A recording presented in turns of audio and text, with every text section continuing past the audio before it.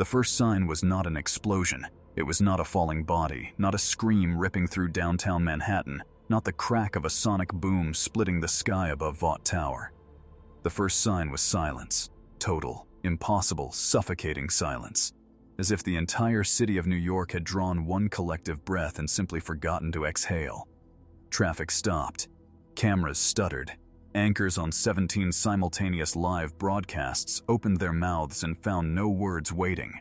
Even the pigeons on the ledges of Midtown skyscrapers went still, tilting their small heads upward, toward the light that had appeared in the sky like a second sun that didn't know it was supposed to ask permission first.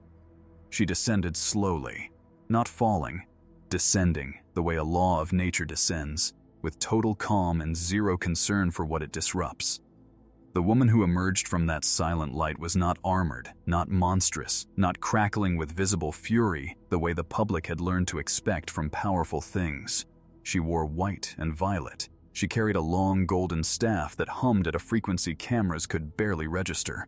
Her expression was what stopped people cold, not threatening, not warm, simply and absolutely patient, the way something ancient is patient.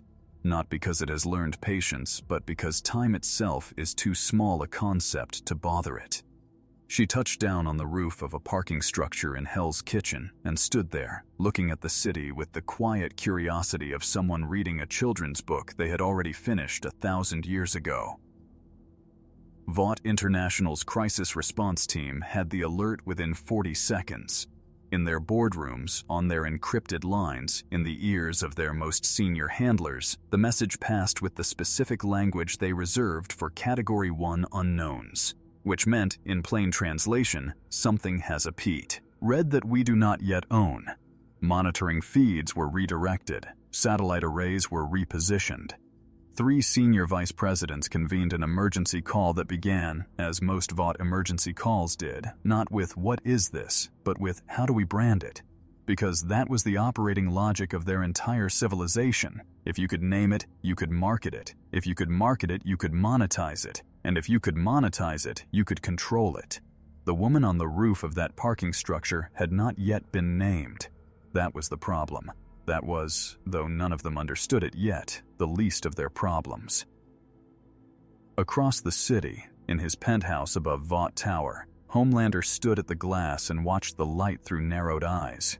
The cameras in the room, there were always cameras, caught the familiar pose, jaw set, cape perfectly arranged, the practiced expression of a man surveying his domain. But if any of those cameras had been pointed at his hands instead of his face, they would have noticed something the world had never seen before. His fingers, pressed flat against the cool glass, were trembling, not from fear, or so he told himself in the fraction of a second before that thought collapsed inward. He had felt threats before. He had felt rivals before. He had felt the satisfying animal awareness of something that needed to be destroyed before it destroyed him. This was different. This was the feeling of looking at something and realizing, in a place deeper than pride and faster than thought, that it did not know you existed, that it had not, in its entire descent through your sky, once thought to look at you. Billy Butcher got the call from Huey, who had gotten it from a contact at the CIA, who had gotten it from someone whose hands were still shaking when he typed the message. Butcher stood in the basement of a safe house that smelled of old coffee and older grudges, staring at the grainy satellite footage on a laptop screen, and felt something he could not immediately name. He had spent years calculating every soup in the world. He had mapped their weaknesses, cataloged their cruelties, built entire strategies around the beautiful inevitability of their downfall. He understood monsters. He understood weapons. He understood dangerous things that wore human faces and smiled for cameras. What he was looking at now fit none of those categories. He leaned closer to the screen. He said nothing for a long time. Then very quietly he said, "That's not a bloody soup." The public feeds erupted within the hour. #angel sighting, #Vought cover-up, #gods are real. Every conspiracy channel, every theological pundit, every power-scaling fanatic and government watchdog and celebrity blogger began firing simultaneously into the digital noise. Cults formed in real time. Vaught's PR department issued 3 contradictory statements in 40 minutes. 2 governments scrambled fighters that turned back without explanation. The woman on the rooftop had still not moved, had still not spoken, had still not done anything except stand there in the afternoon light, watching the city with that expression of infinite, polite patience, as if she were waiting for the noise to finish so something quieter and more honest could begin. Because here is what no one in the boys' universe had a framework to understand. Not Vought, not the Seven, not Butcher, not the terrified governments watching their deterrence calculations dissolve in real time. They had all been taught, at some fundamental level, that power valued as something you performed. That strength existed to be seen, to be feared, to be leveraged. Every soup they had ever encountered operated inside that logic. Even the most monstrous among them were still, at their core, desperate for the audience. The whole rotten architecture of their world was built on that simple equation. Power equals visibility equals control. And then this woman arrived, and she did not perform, and she did not need to be seen. And the whole equation began, quietly and without apology, to fall apart. In a world full of fake gods, a real one had finally arrived, and the worst part, the part that would keep every major faction up through the night, scrambling, theorizing, panicking, was that she looked completely unbothered by every single one of them. Drop a comment below. Do you think a being like Vados would even bother engaging with a world this rotten, or would she simply watch it collapse under its own weight? Subscribe if you want to see exactly what happens when the most powerful woman in Universe 6 decides to take a closer look at the most corrupt civilization in fiction, because what comes next is going to dismantle everything Homelander ever believed about himself. And it starts right now. To understand why Vados' arrival was not just dangerous but cosmically humiliating for the boys' universe, you first need to understand what she actually is. Not what Vought would later claim she was in their press releases, not what the conspiracy forums would decide in their breathless midnight threads. What she actually is. Vados is an angel, specifically an attendant to Champa, the god of destruction of Universe 6. That title alone should stop you cold. Not a hero, not a villain, not a weapon created by a corporation, not a soldier engineered in a laboratory, not a god manufactured through marketing and compound phi. An angel in the Dragon Ball. Cosmology exists above gods of destruction, above mortal comprehension, above the logic that governs entire universes. She does not fight because she is angry. She does not act because she is afraid. She simply exists at a level that makes the very concept of threat feel like a grammatical error. Her power is not the kind that announces itself with explosions and heat vision. That is the critical thing to understand, and the thing that would take the boys' universe far too long to grasp. Vados possesses ultra-instinct adjacent movement, matter manipulation, time disruption, and the casual ability to erase objects, concepts, and arguably entire timelines from existence. She once casually transported the entirety of Team Universe 6 across dimensional barriers while carrying on a polite conversation. She has trained beings who could crack planets like eggs and found the exercise mildly interesting. If Homelander is a lit match, Vados is the cold, indifferent vacuum of space, not raging, not cruel, simply a different order of existence that renders the match irrelevant without ever trying to extinguish it. Now look at the world she had walked into. The boys' universe is not simply a world with corrupt heroes. It is a civilization that built its entire spiritual architecture around the performance of power. Vought International is not just a corporation, it is a theology. It manufactures gods, scripts their mythology, distributes their divinity through television and merchandise and government lobbying, and then sells the population the privilege of worshipping them. Every soup in this world exists inside that system. Even the ones who hate it are still defined by it. Their strength means something only because Vought decided it meant something. Their fear is productive only because Vought designed the channels through which it flows. Remove Vought and the soups become ungoverned violence. Remove the cameras and Homelander becomes a man screaming into an empty room. That is the specific surgical reason Vados' arrival was not just a physical threat but an existential one. She could not be integrated into the system. You cannot give an Angel of Universe 6 a Vought contract. You cannot assign her a PR team, a sponsorship deal, a superhero alias, and a themed costume. You cannot threaten her with government sanctions or corporate litigation. You cannot blackmail her. You cannot seduce her. You cannot measure her power with any instrument Vaught's science division possessed, because their instruments were built to measure compound Vi derivatives, biological enhancements given to humans. And what she carried was something categorically outside biology, outside chemistry, outside the entire epistemological framework of their world. She was not a stronger version of what they knew. She was proof that what they knew was a very small room. The Seven learned she had arrived the same way the public did, through their phones, through the feeds, through the cascading panic of the news cycle that Vought usually controlled with surgical precision, and their reactions were immediate, instinctive, and deeply revealing. A-Train was already calculating exit strategies, because A-Train had always understood one thing better than any other member of the Seven. When something new and catastrophically powerful enters the board, the smart move is to survive it, not to challenge it. The Deep predictably pivoted immediately into the specific brand of pathetic opportunism that defined him, already drafting, somewhere in the rotten theater of his ego, a scenario where this celestial arrival somehow became about him. Starlight stood very still in front of her monitor and felt something she had not felt in years of fighting Vought and surviving Homelander. She felt genuinely, profoundly small, and somehow that feeling was cleaner than anything the Seven had ever made her feel before. Butcher's team moved fast, but not in the direction of engagement, not yet. Huey pulled every available file on anomalous energy readings, cross-referenced with the CIA's recovered alien contact protocols, and came up with nothing that even gestured toward a classification.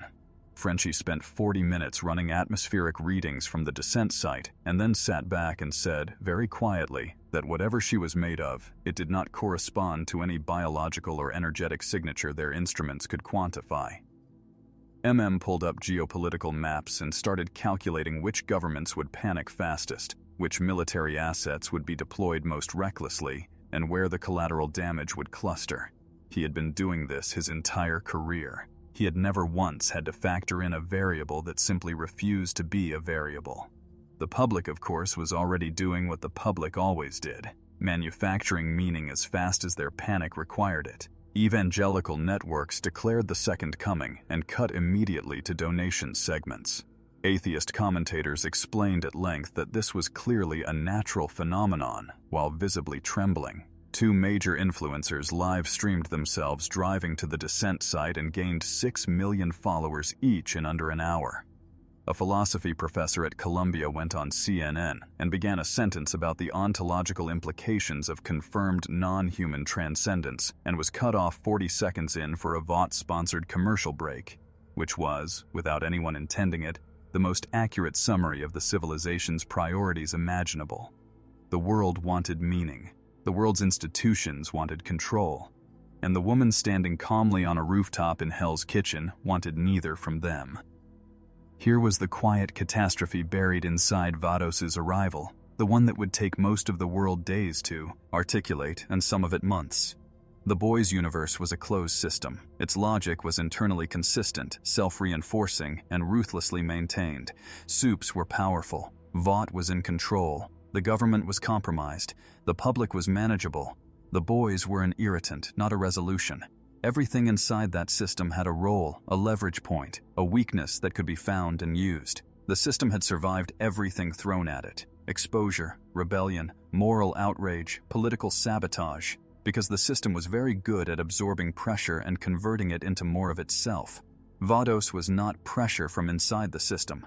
She was a reminder that the system existed inside a vastly larger reality that had never once been asked for its opinion, and now, for the first time, that larger reality had glanced down. What it thought of what it saw was the question that would keep every powerful person in this world awake and terrified for every night that followed. Vought International had survived everything: congressional hearings, whistleblowers, terrorist attacks, the systematic unraveling of its most valuable assets by a small, rage-fueled team of nobodies operating out of basements and grief.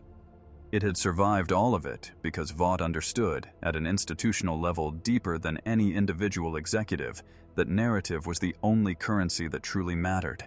Control the story, and you control the reality. Control the reality, and you control the fear. Control the fear, and you control the people. That was the entire business model, stripped to its skeleton. So when the celestial anomaly in Hell's Kitchen refused to disappear after the first news cycle, Vought did what Vought always did when confronted with something it didn't understand. It sent lawyers, handlers, and a branding consultant named Derek, who had once successfully repackaged a corpora, to manslaughter case into a heroism narrative.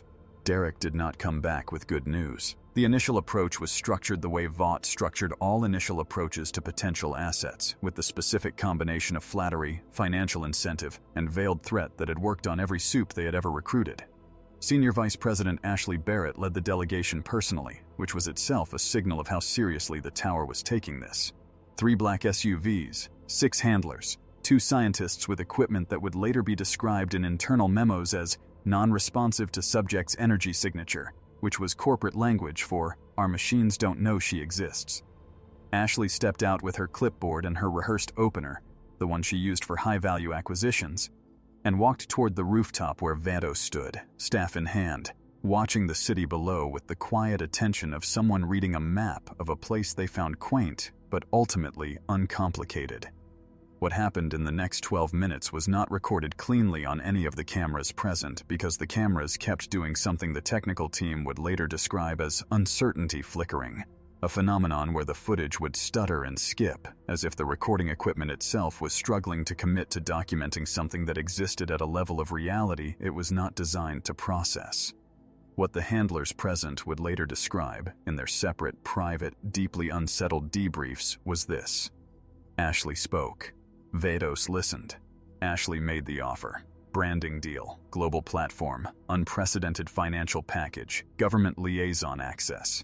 Vados responded in a voice that was calm and precise, and somehow both completely pleasant and absolutely devastating. She did not say no. She said something closer to, "I understand what you are offering, and I understand why you believe it has value." And the way she said it made clear that understanding a thing and finding it meaningful were, to her, entirely separate categories. Ashley returned to the SUVs with the expression of someone who had just attempted to sell a dictionary to the concept of language itself. The debrief call with the board lasted 3 hours. The conclusion reached, after considerable executive denial and one memorable meltdown from a senior director who had built his entire career on the principle that everyone had a price, was that the standard recruitment playbook was insufficient. This was, inside Vaught's institutional psychology, an almost unthinkable conclusion. They had recruited gods. They had recruited monsters. They had recruited the deeply traumatized, the chemically dependent, the morally hollow, and the pathologically desperate. They had never once encountered something that simply did not recognize their offer as a serious proposition. The board authorized escalation to containment protocols, which was, in hindsight, an even more catastrophic miscalculation than the branding attempt. Homelander had been watching all of this from a distance that he told himself was strategic, and that was, in fact, something closer to instinctive self-preservation overriding his ego before his ego could stop it. He had done what he always did when a new variable appeared in his world. He had profiled it, cataloged it, constructed a mental architecture of dominance around it, a story in which he was the apex, and this new thing was simply another entity that would eventually bend the knee or be destroyed. He had done this with Soldier Boy. He had done this with Ryan. He had done this, in his way, with every person who had ever threatened the singular, terrifying simplicity of his self-image.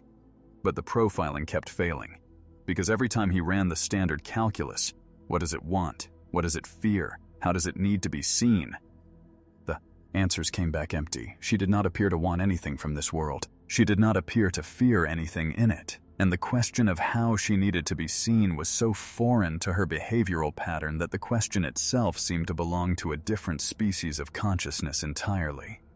He landed on a rooftop 3 buildings away and watched her through the kind of focused predatory attention that had made lesser beings confess to crimes they hadn't committed. She did not turn. Not because she hadn't noticed him.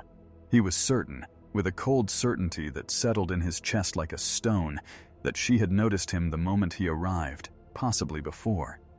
She simply did not turn, because turning would have implied that his presence required acknowledgement, and it did not. That specific absence of acknowledgement, that precise, elegant, total indifference, hit Homelander somewhere below pride, below ego, below the carefully maintained performance of invulnerability.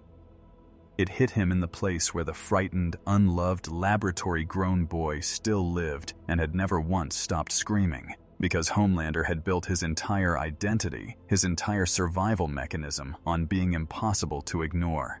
And she was ignoring him, effortlessly, without malice, simply because he was not, to her, the most interesting thing in view.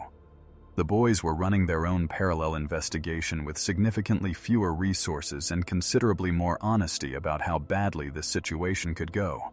Butcher stood over the table of gathered intelligence and said very little, which was how those who knew him understood that he was frightened, not of Vados specifically, not yet, but of the shape of the situation. Every scenario Butcher had ever run was built on the premise that leverage existed, that every powerful thing had a weakness that patient, ruthless, intelligent people could find and exploit. Vados was disrupting that premise at the Foundatio, now level. Huey asked the obvious question, could she be used against Homelander? Butcher was quiet for a long moment. Then he said, "You don't use something like that. You survive it, same as a flood." Looked at the satellite feeds and said nothing. Frenchie crossed himself, which surprised everyone, including Frenchie. Outside, the city was transforming in real time into something between a revival meeting and a collective nervous breakdown.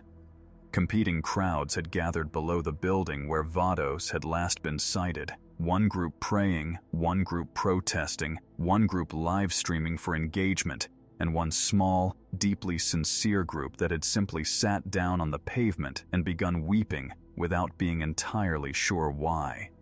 Vaught's stock had swung 40 points in 6 hours. 3 countries had placed their nuclear assets on elevated alert, which everyone understood was cosmically pointless, but which the generals felt compelled to do because doing nothing felt worse than doing something useless. 2 major religions had issued contradictory emergency statements. A senator who had been on Vaught's payroll for 11 years went on television and, in what his staffers would later describe as a rogue moment of genuine feeling, said quietly into the camera that he thought maybe they had all been lying about everything for a very long time. He did not specify what he meant. He did not need to. The world was beginning to understand that whatever had arrived in Hell's Kitchen was not going to allow the old comfortable lies to keep their shape. Homelander made his move on the 3rd day. Not an attack, not yet. Something more calculated, more revealing, more desperate than an attack. He arranged a public appearance at the base of the building where Vados had relocated, a gleaming corporate tower whose owners had been very quietly and very permanently persuaded to vacate. He arrived with the full production, news helicopters overhead, ground cameras positioned by Vaught's media team, a crowd of several thousand people who had been encouraged through social media nudges to gather and whose adoration he could feel on his skin like sunlight. He descended from the sky in his practiced arc, the one optimized over years to look both effortlessly divine and consciously benevolent, cape catching the wind at precisely the right angle, jaw set, smile calibrated to project confidence without arrogance. The crowd roared. The cameras captured every frame, and Vados, standing at the building's entrance, watched him land with the patient expression of someone waiting for a noise to finish. He introduced himself. That detail is important. He introduced himself, which means some part of him already understood that she did not know who he was, and that this was a problem requiring correction. He used the full title. Homelander, the most powerful being on Earth, protector of the American people. He said these things with the fluency of a man who had rehearsed them 10,000 times, who had watched audiences shatter and rebuild themselves around those words, who had built an entire architecture of self from the reflection of other people's fear and worship. Vados listened to all of it with complete attention. That was what undid him.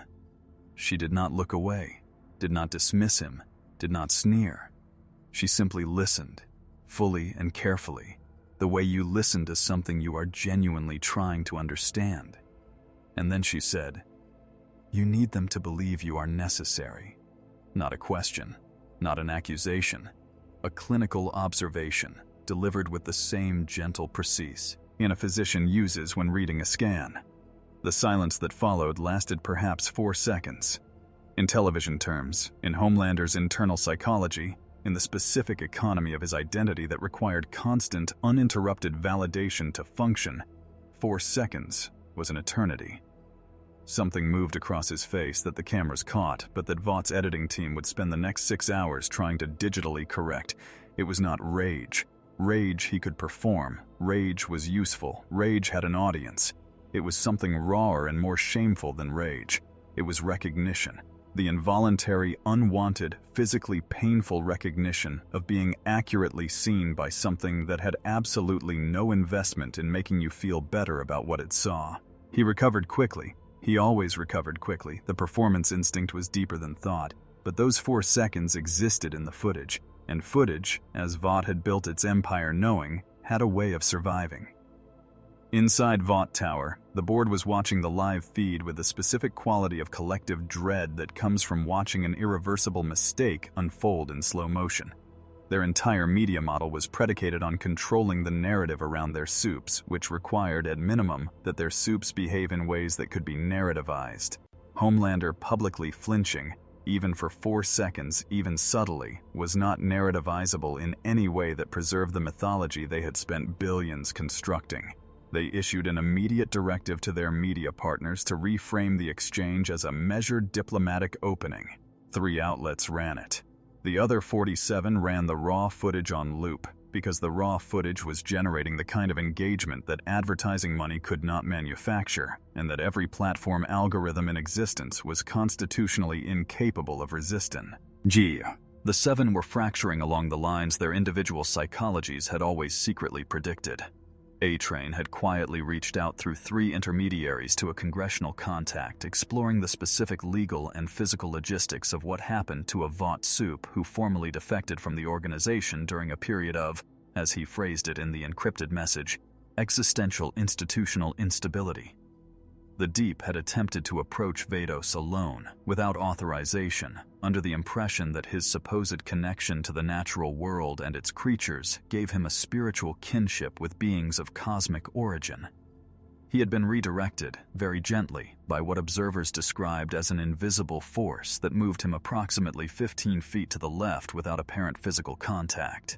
He sat on the pavement afterward for a long time, staring at nothing, which was the most genuine emotional state he had occupied in years. Starlight watched all of it from a distance and felt the specific confusion of someone whose moral compass has always pointed toward a concept, justice, truth, genuine heroism, that the world around her has consistently insisted does not exist in pure form. Vados was the purest form of something she couldn't name.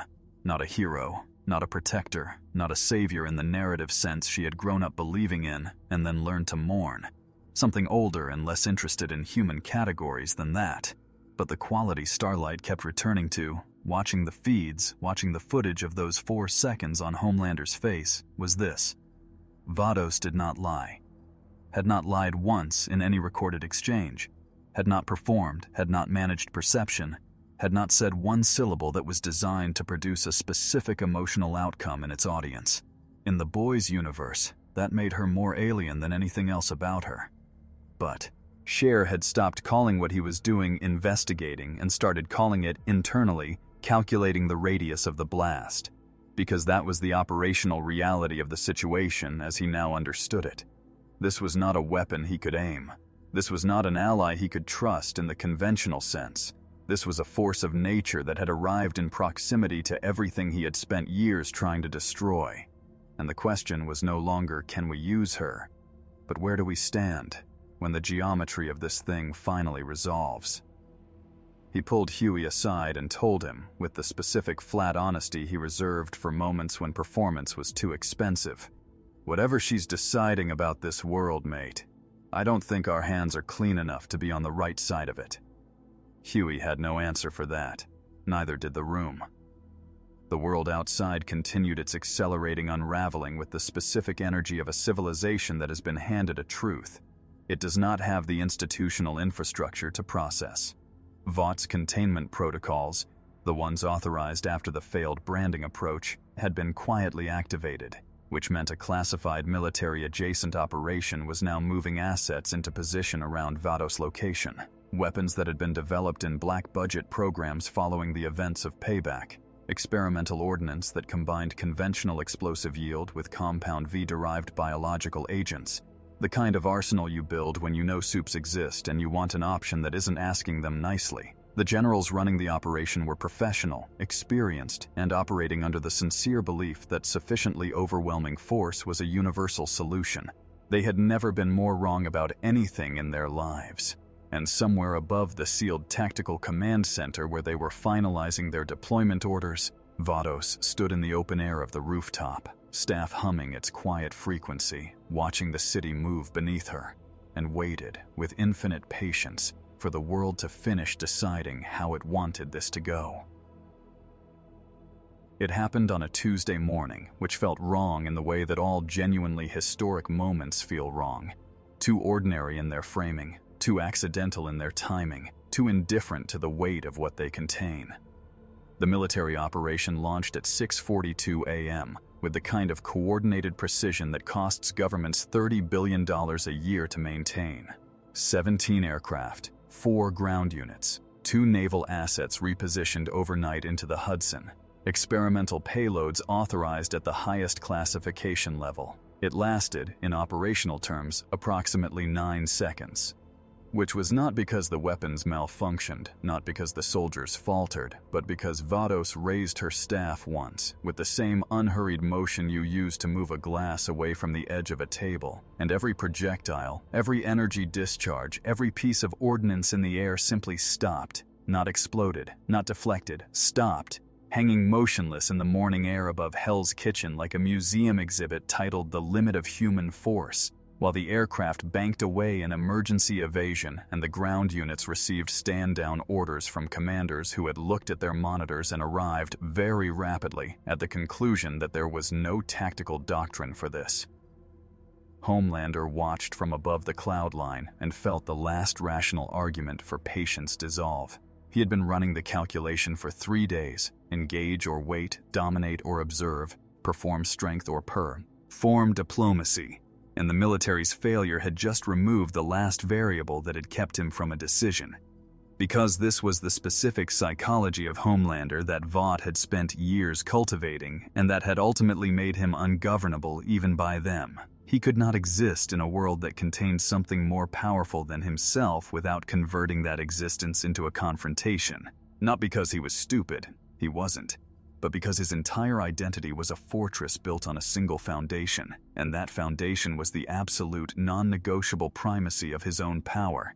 Everything that had ever threatened that foundation had either been destroyed or been made to kneel.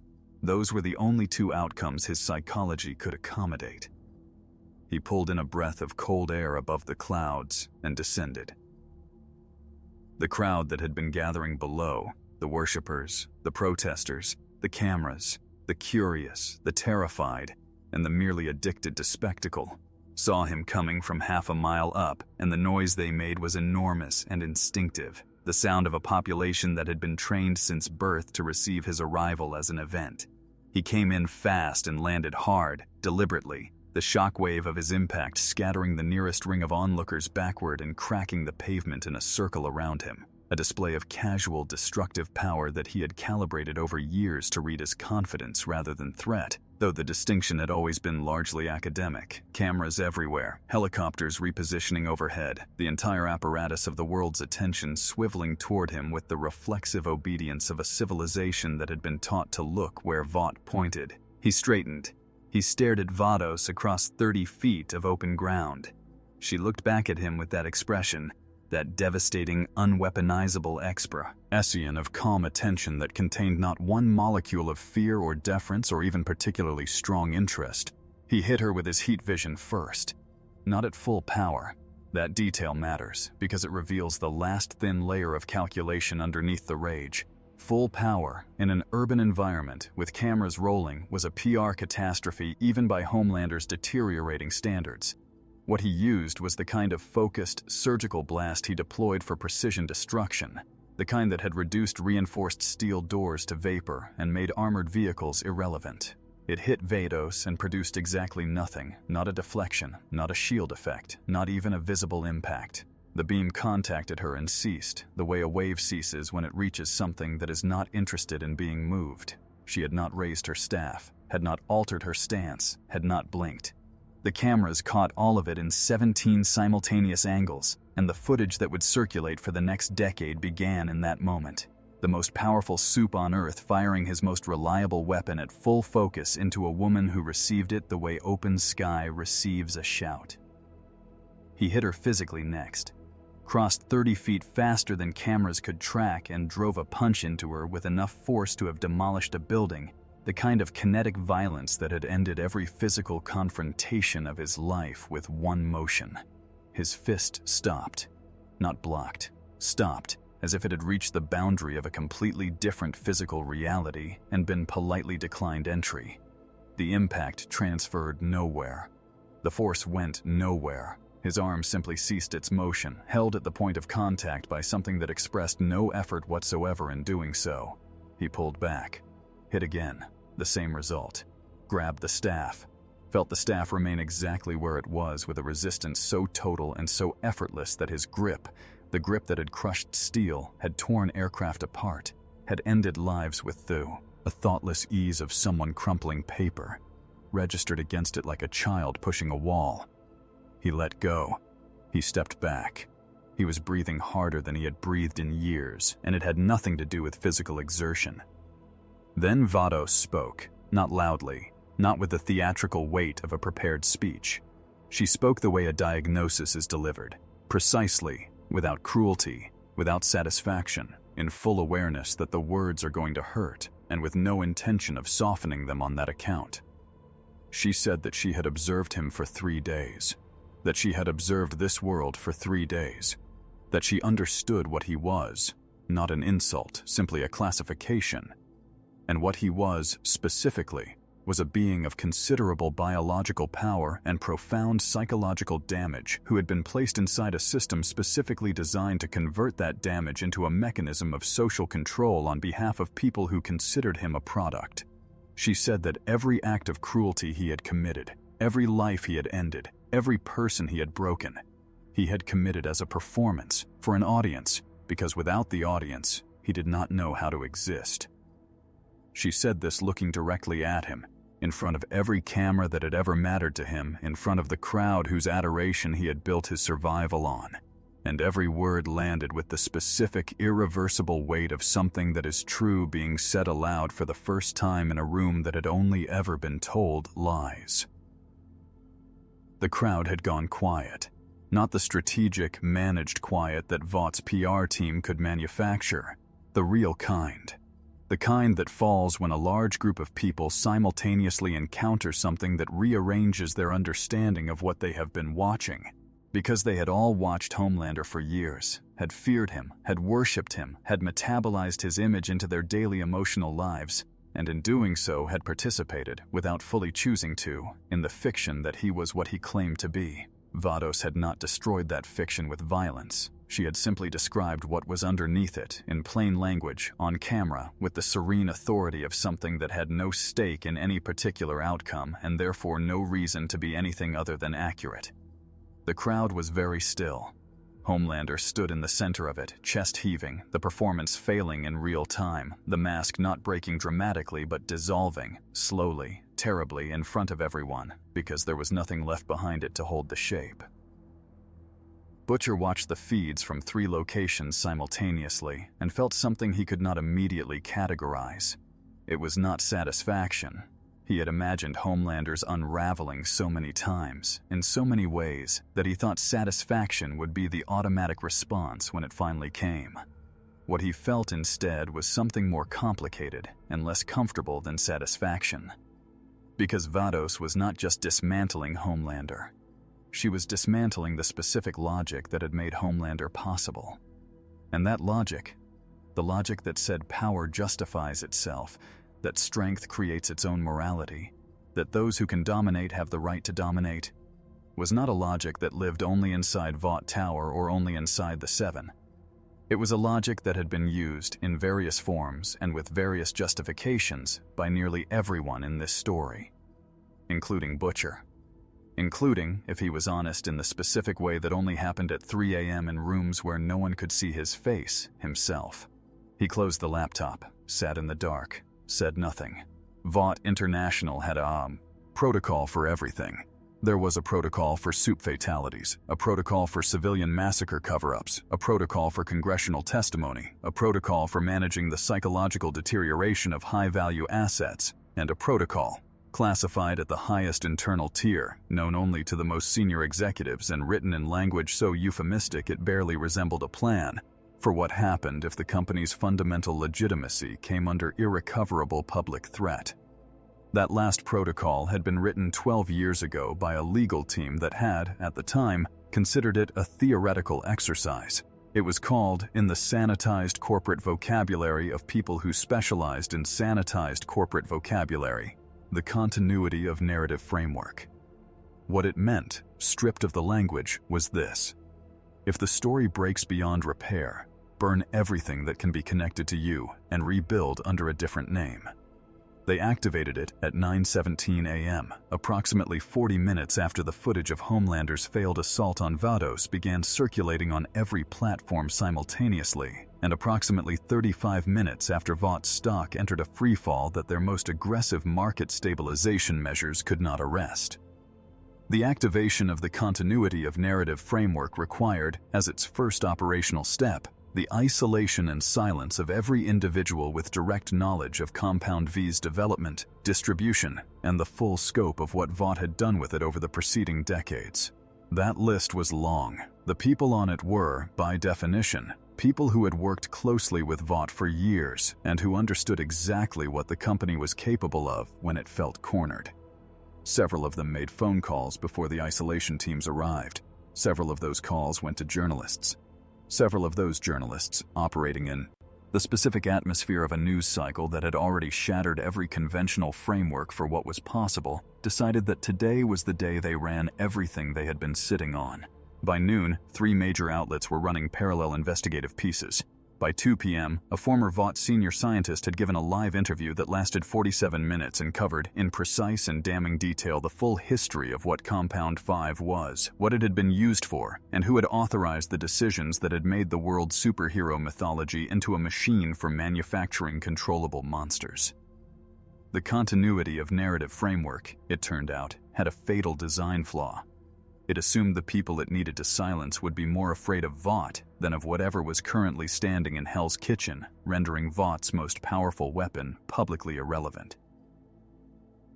Homelander had not returned to Vought Tower. This was, operationally and symbolically, a catastrophe layered inside the larger catastrophe, because Homelander's physical presence in the building had always functioned as the company's most fundamental deterrent against internal dissent, against external aggression, against the specific kind of institutional courage that emerges when people stop believing the apex predator is still at the top of the food chain.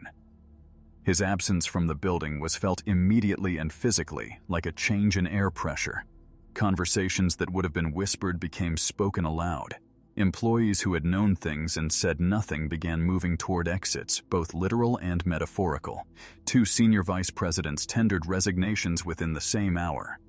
The board convened an emergency session that deteriorated, within 20 minutes, into something closer to a tribunal than a meeting, as individuals who had spent years carefully distributing complicity began attempting, with the specific frantic energy of people who have just heard a building start to creak, to redistribute it entirely onto each other.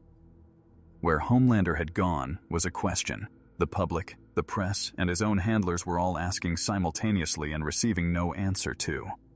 The cameras that had tracked him since childhood, the ones Vought had placed everywhere, the ones he had spent his life performing for, had lost him after he left the confrontation site. He had gone somewhere without cameras. That fact alone was historically unprecedented.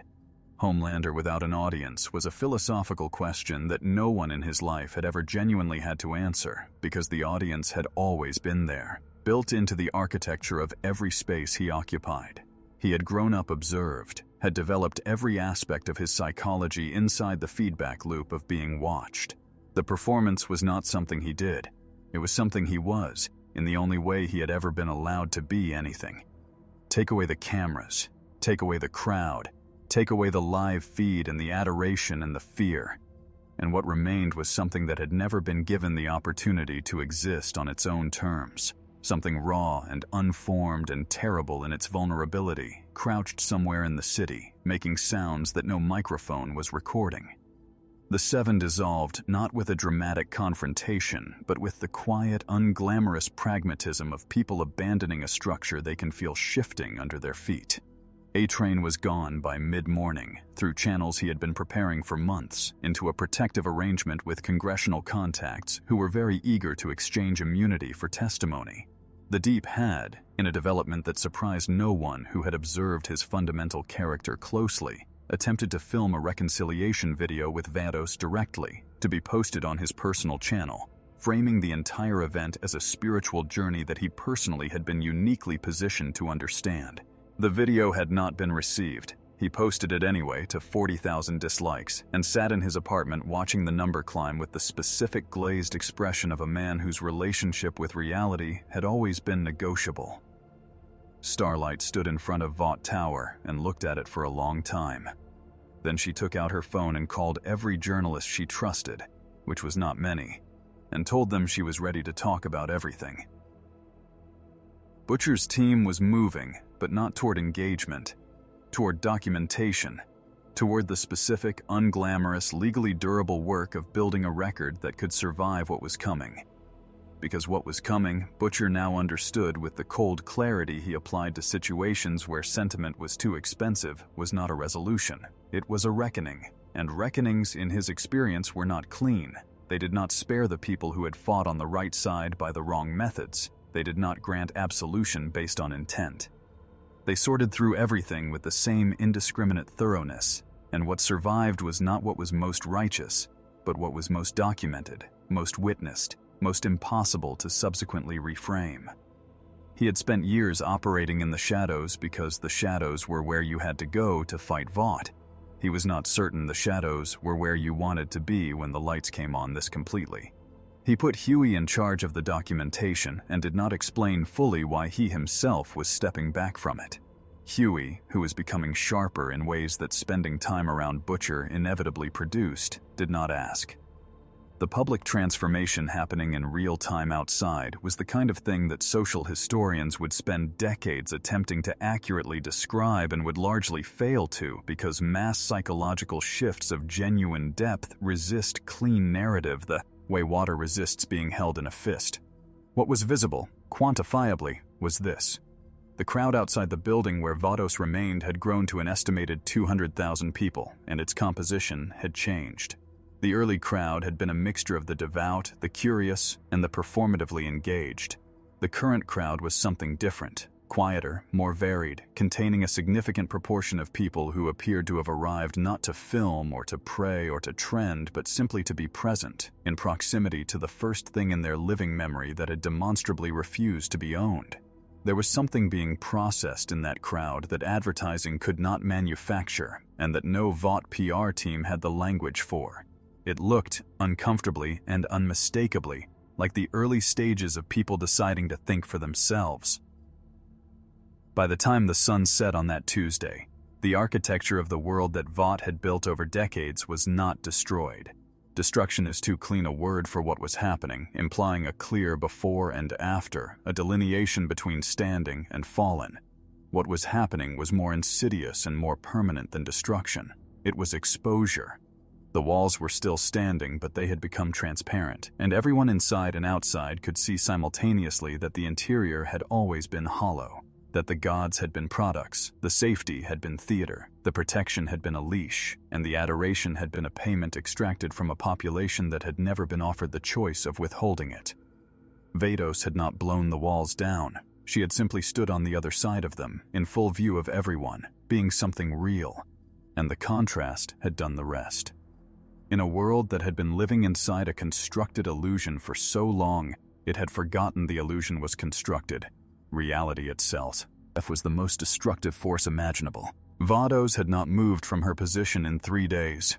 Not from exhaustion, not from indecision, not from any of the human reasons a person remains stationary while the world rearranges itself around them. She remained because she was observing, and observation, for a being of her nature, was not passive. It was not the observation of someone watching events unfold from a comfortable distance, detached and uninvested. It was the observation of something that processes reality at a level of depth and completeness that human consciousness cannot sustain without breaking. Reading not just the visible surface of what was happening, but the full structural logic underneath it, the historical causation behind it, the probable trajectories extending forward from it in every direction. She was reading this world the way a physician reads a patient, not to admire what was working, but to understand, with complete clinical precision, the nature and extent of what was not. And what was not working, she had concluded by the second day, was not superficial. It was not a policy failure or an institutional corruption or a concentration of power in the wrong hands. It was something older and more fundamental than any of those things. It was a civilization that had, at some point in its development, made a collective decision to outsource its moral agency and had then spent generations forgetting that the outsourcing had been a choice. She spoke publicly for the first time on the fourth morning. Not through a press conference, not through any of the formal channels that governments and corporations had been attempting to establish since her arrival, with the specific anxious etiquette of institutions that need to control the conditions under which information reaches the public in order to control what the public does with it. She simply spoke from where she stood, and her voice carried it with the quality that everything about her carried. Not loud, not amplified, simply present in a way that made every other sound in the vicinity seem like it was happening at a greater distance than physics explained.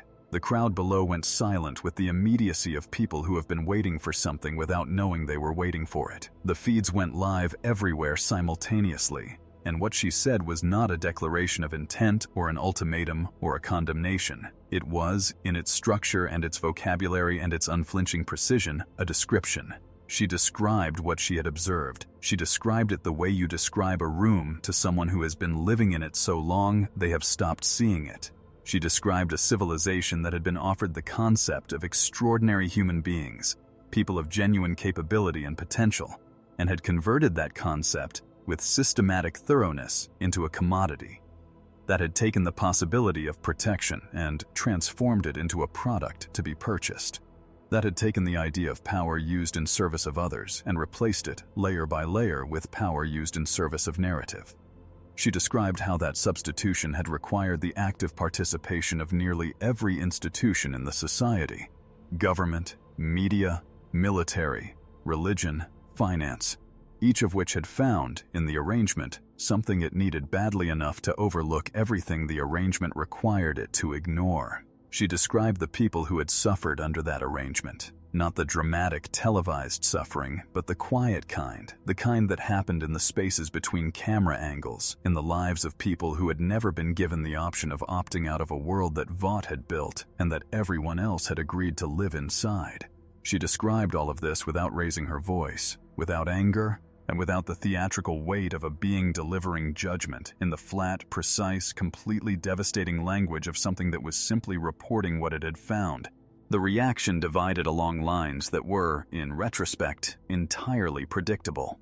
Those who had benefited most directly from the arrangement, the remaining Vought executives, the compromised government officials, the media figures whose entire careers were investments in the old mythology, responded with the specific combination of outrage and panic that characterizes people whose comfort depends on a particular version of reality being maintained and who are watching that version become publicly untenable in real time. They called her dangerous. They called her foreign. They called her an existential threat to national security and social stability, which was accurate in the narrow sense that she was a threat to the specific social stability that their particular positions required, though they elected not to include that qualifier in their public statements. 2 senators introduced emergency legislation. A prominent media personality devoted an entire primetime broadcast to explaining why a being of cosmic power describing observable reality constituted a form of terrorism. It was, in its way, the most honest thing the machinery had produced in years, a system revealing under pressure exactly what it had always been designed to protect. those who had suffered most directly under the arrangement, and they were, as they had always been, considerably more numerous, simply less amplified, responded differently. Not uniformly, because human responses to genuinely rupturing truth are never uniform. Some with relief, the specific kind that comes from hearing something you have always known said aloud by something impossible to dismiss or discredit. Some with grief for the years spent inside a world that had always been a lie and the energy expended trying to survive it. Some with anger, not at Vados, but at the confirmation that what they had suspected was not pars, annoia or bitterness, but accurate perception systematically denied by people with institutional power over what counted as accurate, and some in the specific way that genuinely transformative moments produce in the people they reach most deeply, with the stunned, disoriented quiet of someone who has been carrying a weight for so long they had stopped feeling it as weight, and who has now had it removed so completely that the absence itself is overwhelming. Homelander found her on the 5th day, found her specifically in the sense that he had known where she was the entire time and had spent 5 days constructing the psychological scaffolding required to approach her again after what had happened in front of the cameras, after the public humiliation, after the 4 seconds, after her words had dismantled him in the most complete and irreversible way he had ever been dismantled, which was using truth instead of force, because force he had responses for, and truth he had never been given the tools to process. He came without cameras this time, without the crowd, without the cape arranged for optimal visual impact. He came in ordinary clothes that he never wore publicly, that felt strange on his body in a way that ordinary clothes feel strange on people who have spent too long in costumes, and he stood at the edge of the rooftop where she waited, and for a long moment said nothing at all, which was also something he never did, because silence without audience had always been the thing his psychology was least equipped to survive. He asked her, finally, why she had said what she said publicly instead of privately. It was not the question anyone would have predicted from him, not a threat, not a demand, not a performance of wounded dignity. It was a genuine question, asked in the specific voice of someone who is trying to understand something rather than defeat it. And that quality in his voice was so unfamiliar, so structurally inconsistent with everything he had ever presented to the world, that it was almost more unsettling than his violence had been. Vados considered the question with the same complete attention she gave everything, and answered without hesitation, because the people who had been harmed by the lie deserved to have it named where they could hear it. Not for them to do something specific with it, not as a catalyst for any particular outcome she was engineering, simply because they had lived inside a falsehood for a very long time, and truth, in her understanding of things, was not a resource to be rationed or a reward to be earned. It was simply what was owed to conscious beings by anything claiming to operate in good faith. Homelander stood very still on the rooftop for a very long time. Then he said quietly, in a voice that contained no performance whatsoever, "Nobody has ever said that to me before." And Vados looked at him with an expression that was not pity and not warmth and not coldness, but something more complex than any of those. The expression of something that finds tragedy genuinely tragic, that encounters a wasted life and feels the waste fully, without flinching and without the consolation of pretending it could have been otherwise. Because that was the final dimension of Vados' judgment that no analyst, no pundit, no government intelligence assessment had managed to anticipate. It was not punitive. She had not arrived to punish. She had not come to the boy's universe as an executioner or a liberator or a conqueror. She had come, in whatever cosmic sense applied to the movements of beings at her level of existence, as a witness. And witnessing at sufficient depth and way, with sufficient clarity, has consequences that punishment never achieves. Because punishment operates within the logic of the system it addresses, reinforces the idea that power is the relevant currency and leaves the underlying architecture intact. Witnessing bypasses all of that.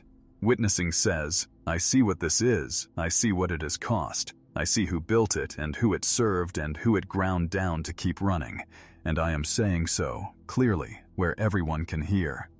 The most powerful thing in the room was not delivering a verdict. She was simply refusing to look away, and in a world built on the collective agreement to look away, that refusal was the most devastating act imaginable. There is a specific kind of chaos that does not announce itself with fire or screaming or the visible collapse of physical structures. It announces itself with paperwork, with resignation letters, with the particular silence of phone lines that used to ring constantly and have stopped, with the specific quality of emptiness in rooms that used to contain powerful people who have now, quietly and without ceremony, ceased to be powerful. This was the chaos that descended on the institutions of the boys' universe in the week following Vados' public address, not the spectacular televised destruction that the news cycle had been breathlessly anticipating, but the administrative, procedural, deeply unglamorous unraveling of a system whose legitimacy had been its only structural support and which had now lost that legitimacy in front of a recorded audience of approximately 4 billion people. Vaught's legal department was the first to show the specific symptoms. Senior partners began requesting reassignment. Junior associates began documenting everything. The firm's most important government contacts stopped returning calls and began instead returning contributions, the specific financial reverse flow that always signals that a political alliance has concluded that proximity to a failing institution is more dangerous than the cost of abandoning it. The congressional hearings that followed were not the carefully managed, outcome-predetermined affairs that Vought had choreographed for years through its network of lobbied relationships and strategically placed campaign contributions. They were something rawer and more dangerous than that. Hearings in which the members of the relevant committees had watched the same footage as everyone else, had received the same calls from constituents, and had made the specific calculation that institutions make when the wind shifts completely and permanently. That the positioning most likely to survive the next election cycle was the positioning most visibly distant from the thing that was sinking. Witnesses who had been protected for years by Vaught's institutional gravity suddenly found that gravity inverted, transformed overnight from an asset into a liability, and they arrived in the hearing rooms with the dazed, slightly disbelieving expression of people who have spent their entire careers inside a protected space and have just discovered very abruptly that the protection has been revoked. They talked, with a thoroughness and a candor and a sheer panicked volume of disclosure that their attorneys would have prevented in any earlier iteration of this world.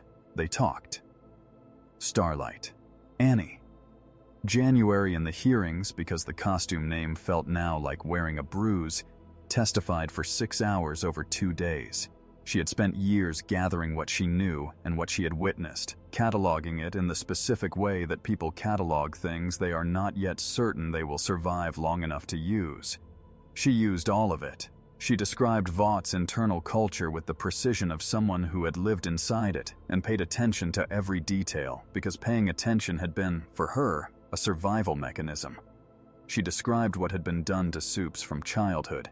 The conditioning, the isolation, the systematic dismantling of any identity that existed independently of the corporate mythology. She described what had been done to civilians.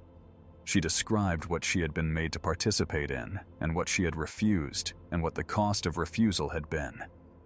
She spoke without theatrics, without the performed emotion that the cameras and the audience would have rewarded, because performed emotion was the language of the world she was testifying against. And she had decided, sometime in the days following Vados' address, that she was done using that language entirely. The committee room was very quiet throughout. Several members of Congress, career politicians who had not been visibly moved by testimony in decades, were observed to be looking at their hands. Butcher watched the hearings from a tablet in a location he had not disclosed to anyone, which was his standard operating procedure, and also, in this particular moment, a symptom of something more personal than operational caution. He had been in this fight longer than almost anyone still alive, had paid a price for it that he had never fully disclosed and never fully processed, because processing required a kind of stillness he had spent years running too fast to achieve. And now the fight was, in some essential sense, resolving, not on his terms, not through the methods he had developed, not via the specific, brutal, personal vengeance that had always been the true engine underneath the stated objectives. It was resolving because a being of cosmic indifference had walked into the room and told the truth at a volume the room could not contain. Everything he had worked toward was happening. And the precise, uncomfortable feeling he was left with was not triumph and not grief, but something that lived in the specific territory between them. The feeling of arriving at a destination you have been traveling toward for so long that the destination itself has become more concept than place, and finding, when you finally stand in it, that you are not certain what you are supposed to do with your hands. The compound 5 children, the Supes who had not chosen their nature, who had been dosed in infancy or developed against their will into weapons of varying degrees of human coherence, occupied a particular moral center of gravity in the post-hearing landscape that none of the political or institutional frameworks were adequately structured to address. They had been created by Vought. They had been used by Vought. Some of them had committed atrocities under Vaught's direction or with Vaught's complicity, and they were, underneath every layer of corporate engineering, human beings, or had been before Vought had finished with them. The question of what justice looked like for them was not one that the hearings resolved or that the emerging legal frameworks were designed to answer. It was the kind of question that a civilization at genuine moral reckoning is left to sit with. Not because the answer is impossible, but because arriving at it honestly requires a depth of collective self-examination that institutions are specifically not built to perform. They are built to adjudicate, to categorize, to process. The examining, if it was going to happen, was going to happen in the spaces between the institutions, in the private conversations, and the quiet revisions of assumption that genuine change actually consists of. Homelander had not reappeared publicly.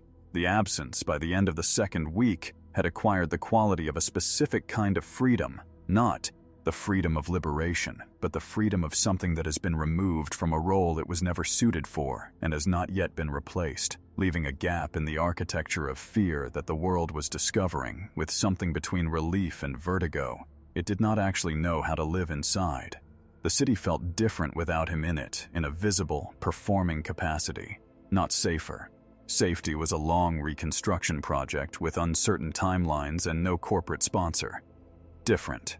The specific atmospheric quality of a space from which a constant ambient threat has been removed, leaving behind both relief and the unsteady realization of how normalized the threat had become, how deeply the body and the culture and the daily calculations of ordinary life had restructured themselves around its permanent presence. People were relearning, slowly and with the specific clumsiness of any relearning, what it felt like to look at the sky and see only sky. The media landscape was undergoing its own parallel transformation with the specific qualities of an industry that has simultaneously lost its primary subject, its primary sponsor, and its primary operating logic, and is attempting to determine, in real time, what it is supposed to be instead. Outlets that had spent decades in Vaught's ecosystem, shaping coverage, managing narratives, translating corporate objectives into public mythology, were discovering that the institutional muscle memory for independent journalism had atrophied in ways that were not immediately correctable by good intentions. The reporters were there. The desire to do the work differently was, in many cases, genuine. The capacity to do it, the structural independence, the editorial courage, the financial architecture that didn't root back through the same compromised systems. Those were things that had to be built, and building them was slower and less telegenic than the collapse had been. The news cycle, which had been running on the extraordinary for 2 weeks, was beginning to encounter the ordinary problem that faces all extraordinary moments when they transition from event to aftermath. The work that matters most is the least dramatic, and the least dramatic work is the hardest to sustain attention for in a media environment whose core operating principle was, and remained, that attention was a resource to be extracted rather than a relationship to be honored. Vados watched all of it from her rooftop with the unchanged quality of attention she had brought to every moment of her time in this world. The staff hummed, the city moved below, the feeds and the hearings and the institutional unravelings and the quiet private reckonings of millions of individual people continued their simultaneous unfolding with the specific complexity of genuine historical change, which always looks from inside less like a transformation and more like an enormous number of small decisions being made by an enormous number of people who are not entirely certain what they are deciding. She had been asked through various channels what she intended to do next. Whether she would stay, whether she would intervene further, whether she would lend her presence to the reconstruction the way she had lent it to the exposure. She had not answered these questions, which was itself an answer. Not a dismissive one, but the specific answer of something that understands the difference between revealing a truth and owning its consequences. She had done what she came to do, in whatever sense that phrase applied to her. What the world made of what she had done was, as it had always been, the world's to determine. The question was simply whether, this time, it would.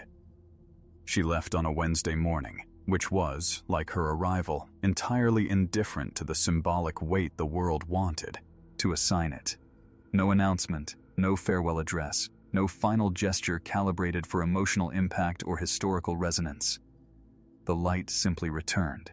That same quality of luminescence that had stopped traffic and silenced pigeons and broken cameras 17 days earlier, and gathered around her with the patient, purposeful quality of something returning to where it belonged, the way water returns to level after the stone that disturbed it has settled.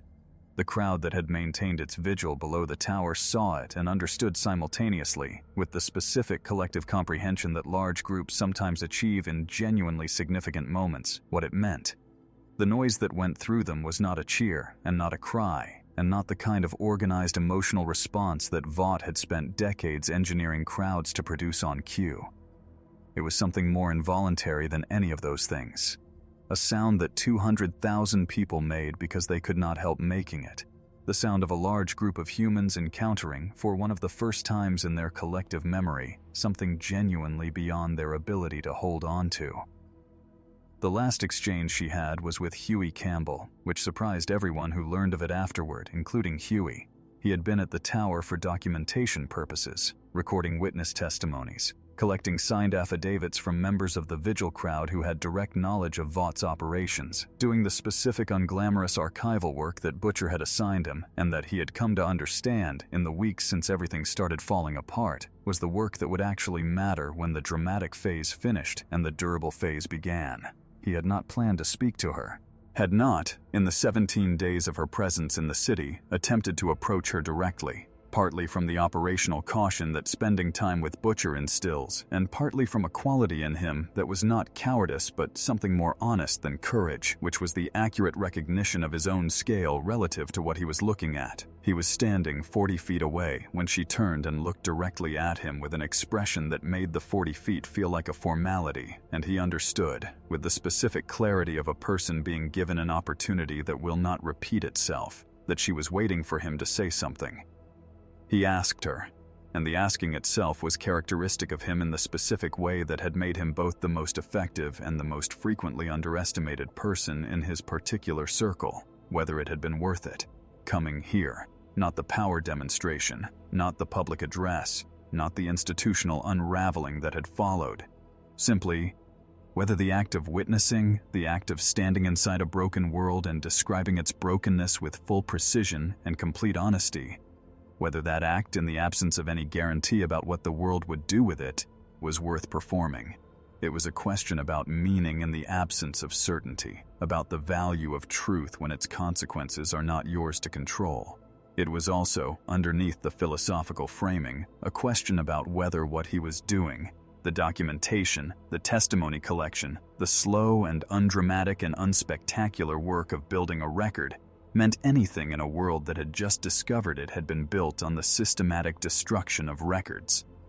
Vados considered him for a moment with that expression that contained more careful attention than most people receive in entire lifetimes of being looked at. She said, "The Yidiois. Worth of a true thing is not measured by what is done with it. A true thing is worth saying because it is true, and because conscious beings who are capable of recognizing truth are owed it by anything that possesses it and chooses to speak."